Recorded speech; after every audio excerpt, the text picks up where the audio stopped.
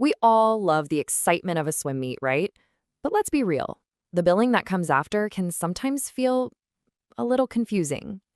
So today, we're going to pull back the curtain and make it all crystal clear.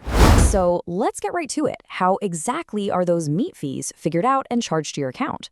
Well, it really all boils down to three different kinds of meets: home meets, away meets, and the ones that are a little more involved, team travel meets. We're going to walk through each one step by step so it's all crystal clear. All right, first up, let's talk about the one you'll see most often, a meet that's hosted right here at home by us. For every single home meet, there's a flat $20 participation fee per swimmer. Now, it's super important to remember this is a base fee. It gets added on top of the cost for each individual event your swimmer is signed up for. So here's how that process actually works. Your total cost is going to be those individual event fees plus that $20 participation fee. And a key thing to know here is that you won't even see these charges on your account until after the meet is totally finished. Then, like clockwork, on the first of the month, that total amount is automatically charged to the card you have on file. It's a really simple and predictable cycle. Okay, next up, away meets. What happens when the team hits the road and competes at another club's pool? Let's take a look. An away meet is, you guessed it, any meet that is not hosted by us. We're the visiting team, swimming in someone else's pool.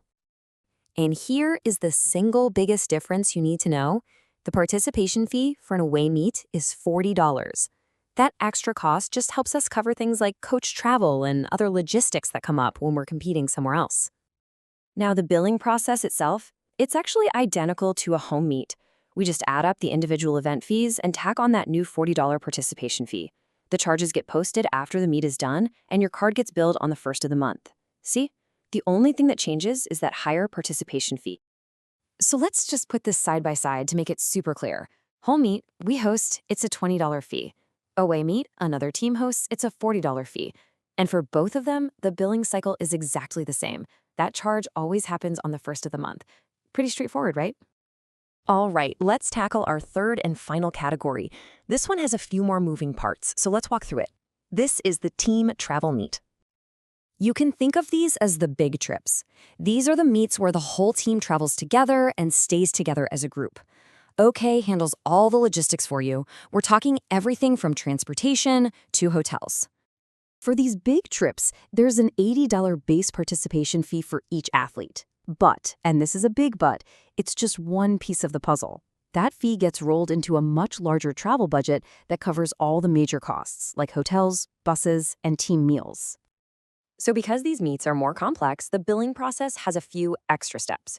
First, a travel budget is created, and we require a 50% non-refundable deposit to lock in your swimmer's spot. Then, after the trip is over, we get to work. We tally up all the actual costs and compare them to the budget. So your final bill ends up being the actual cost minus the deposit you already paid, plus any individual event fees. And that final reconciled amount, it gets charged to your card on the first, just like every other meet. Okay, now that we've covered all three types of meets, let's zoom out for a second. There are three core rules that apply to every single meet, no matter where it is or what type it is. Honestly, these are probably the most important things to remember. Rule number one, and this is a big one, you must decline a meet before the sign-up deadline passes. If you don't, you will be billed for the entry fees, even if your swimmer can't make it. Number two, fees are only posted to your account after the meet is completely over. And rule number three, the charge to your card on file always happens on the first of the month. If you can remember these three things, you'll never be surprised by a bill. And that's it. That's the entire Oak Swim Meet billing process, from start to finish. Our goal here is to make this part of the sport as clear and simple as possible so that you and your swimmer can focus on what really matters, the swimming. We hope this helps clear things up, and we'll see you at the pool.